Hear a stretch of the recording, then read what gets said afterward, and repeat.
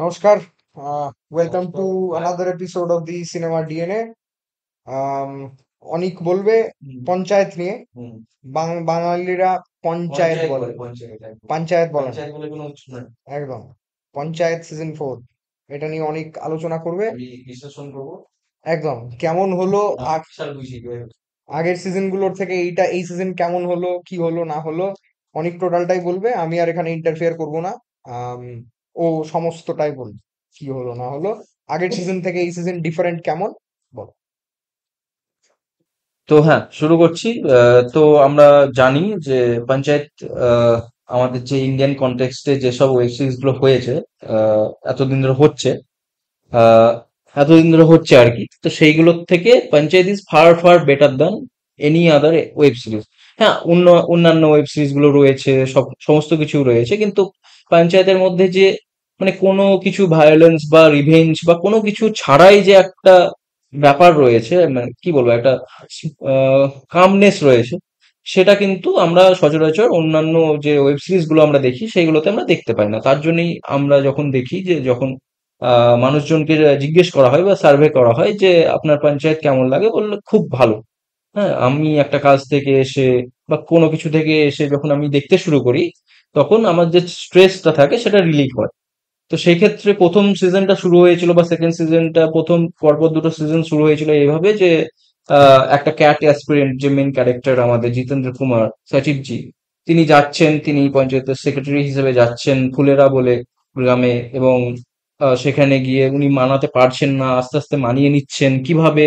যে আরো ক্যারেক্টার্স গুলো রয়েছে, চন্দন রয়, তারপরে যারা রয়েছে সহায়ক, তারপরে আই মিন উপপ্রধান, প্রধান যারা রয়েছেন, তারা কিভাবে মানিয়ে নিচ্ছেন, ফ্যামিলি ভাবে আহ গড়ে উঠছেন। একটা যে অফিসের জায়গা থেকে একটা ফ্যামিলি হয়ে যে রিবিল্ড হওয়া যে ব্যাপারটা, সেটা খুব ভালোভাবে দেখিয়েছিল।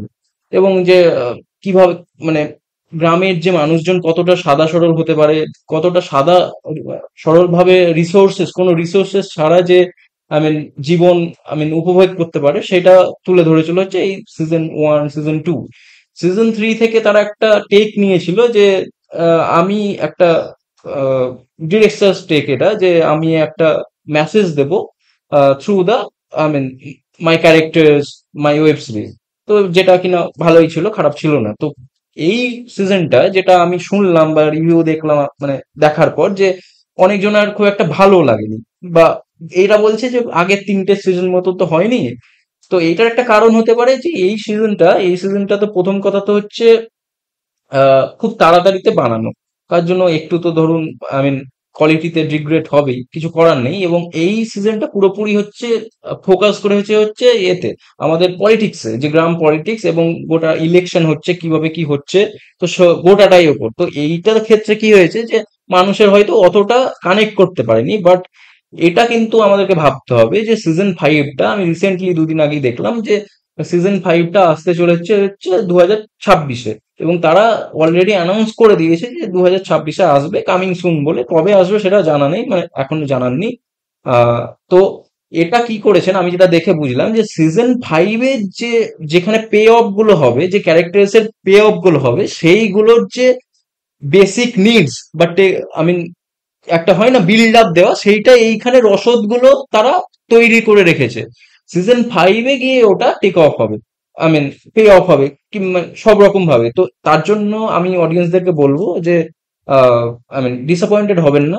হ্যাঁ, একটু খারাপ লাগতে পারে, আগের 3টে সিজনের থেকে একটু খারাপ লাগতে পারে, আমি এটুকু বলবো। দেখার পর আমারও একটু তাই মনে হয়েছে, কিন্তু ওভারঅল কি বলবো, যে আগে যেমনটা বলে আমি শুরু করলাম, যে ইন্ডিয়ান ওয়েব সিরিজ যেমনটা হয়, বেশিরভাগ ওয়েব সিরিজই একটা সিজনের পর বা দুটো সিজনের পর খুব তার গুণগত মানটা খুব নেমে যায়, ঠিক ধরে রাখতে পারে না, বিশেষ করে একটা সিজনের পর থেকেই। সেই ক্ষেত্রে তো 3টে সিজন তো পঞ্চায়েতের এত ভালো হয়েছে, 4 নম্বর সিজনটাও ইজ ভেরি গুড, ডিসেন্ট। হ্যাঁ, মানে অন্যান্য সিরিজের তুলনায় অনেক অনেক ভালো। তো সেই ক্ষেত্রে ভালোই। এবং এইটা তো আমি এতক্ষণ বলছি, মানে একটা ইন্ট্রোডাকশন দিচ্ছিলাম, যেহেতু আপনাদের দেখলাম যে সোশ্যাল মিডিয়ায় অনেক কিছু লিখছেন পঞ্চায়েত নিয়ে। যাই হোক, এটা আমার বলার কাজ নয়, তাও আমি বললাম। এবার আসি হচ্ছে পারফরমেন্সে। আমি বেশি সময় নষ্ট করব না। পারফরমেন্স অ্যাজ ইউজুয়াল যেটা আপনারা দেখে থাকেন, outstanding in their respective fields, outstanding. হ্যাঁ, যেভাবে তারা কাজ করেছেন সবাই খুব গুণগত মানের অ্যাক্টর। আমার কিছু বলার নেই, আউটস্ট্যান্ডিং। স্ক্রিন প্লেও খুব ভালো ছিল। হ্যাঁ, স্ক্রিন প্লে কোনো কোনো এপিসোডে একটু মনে হয়েছে স্ট্রেচ হয়েছে, কোনো কোনো জায়গায় একটু সিন গুলো মনে হচ্ছে একটু স্ট্রেচ হয়েছে, এগুলো বেশি বারবার দেখানো উচিত ছিল না। বা যেটা 5 মিনিট ধরে যে সিনটা চলছিল সেটা 2 মিনিটেই শেষ হয়ে যেতে পারতো, বা 10 মিনিটের সিনটা 5 মিনিটে শেষ হয়ে যেতে পারতো, এইটুকুই। কিন্তু সিনটা যথাযথ ছিল, এমন নয় যে ইররেলিভেন্ট বা কিছু ছিল।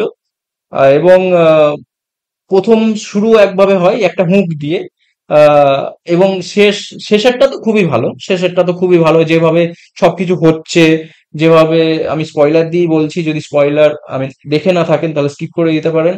যেভাবে প্রধানজি ইলেকশনে হেরে যাচ্ছেন, তারপরে যেভাবে তার বাস্ট আউট হচ্ছেন রাগে, ঠিক আছে, তো সবকিছু মিলিয়ে খুব ভালোভাবে এন্ডটা খুব ভালো হয়েছে। শুরুটাও ভালো ছিল, মিডিলের দিকটাও ভালো ছিল। যেভাবে আমি একটা দেখলাম যে, এটা বলে রাখি যে আমাদের যে রিঙ্কি জি আছেন ওই ক্যারেক্টারের জন্য, she refuse to kiss mister Jitendra Kumar in this season, because she thoughts that এটা একটা আমাদের খুব একটা গুণগত মানের ওয়েব সিরিজ এবং একটা ফ্যামিলি অডিয়েন্স সবসময় দেখে থাকেন, তো এই সিজনে পার্টিকুলারলি কিসিং সিনের কোনো দরকার নেই। যেটা যেটা কিনা খুব ভালো ডিসিশন আমার মনে হয়েছে, যেটা কিনা সিজন 5 যদি দেখানো হয় তাহলে আমি মনে করবো যে আমি মানে আমি একবার মিস্টার চন্দন রায়, যেটা সহায়কের যে ক্যারেক্টারটা উনি করে থাকেন, উনি একবার বলেছিলেন যে আমাদের 5টা সিজনই হবে আই থিঙ্ক। তো আমি আমি যদি দেখি যে সিজন 5 ওই কিসিং সিনটা রয়েছে, whatever the kissing scene is, তাহলে কিন্তু এটা ঠিক আছে যে একটা শেষ হচ্ছে, একটা বিয়ে হলো বা পার্টনারটা তার রিলেশনশিপে সেইভাবে লিগালি, ক্লাইম্যাক্স আমি দিয়ে শেষ করবে। অফিসিয়ালি চলে গেছে, একটা হয়ে গেল, তাহলে খুব ভালো হবে। তো এটা খুব একটা বুদ্ধিমত্তার ডিসিশন বাই দ্য ক্যারেক্টার। আর হ্যাঁ, মানে সবকিছুই ভালো। এবং যেভাবে আমরা তো জানি যে, যেমন আমি একটা বলি এখানে যে স্ক্যাম 1992 এর যেমন ইন্ট্রোডাকশন থিম মিউজিকটা আমাদের খুব ভালো লেগেছিল, পঞ্চায়েতেরও সেরকম একটা নিজস্বতা, যে একটা মিউজিক হয় না যে কোথাও কোথাও থেকে একটা ঝাপা মিউজিক নয়, কপি মিউজিক নয়, বা একটা ভায়োলেন্স মিউজিক নয়, বা একটা রকিং বা ইডিএম কাইন্ড অফ মিউজিক নয়, যেটাতে সবসময় একটা বিট পড়ছে, একটা সুদিং মিউজিক যেটা একটা শুরু করছে থিমটাকে। তো সবকিছুরই কাজ ভালো, আমি বেশি কিছু বলছি না। আমি রেকমেন্ড করবো যে আপনারা দেখতে পারেন, নিশ্চয়ই দেখতে পারেন, আপনাদের ভালোই লাগবে। বাট এই থটসটা রাখবেন না যে প্রত্যেকবারই খুব টপ ক্লাস হবে। কোনো কোনো সময় এটাও হতে পারে যে একটু খাটো হতেই পারে। হ্যাঁ, সিজন 5টাও যদি খারাপ লাগে তখন মনে করতে হবে যে 3টে সিজনই ভালো ছিল, এখন তারা সেই গুণগত মানটা ধরে রাখতে পারেননি। Thank you so much.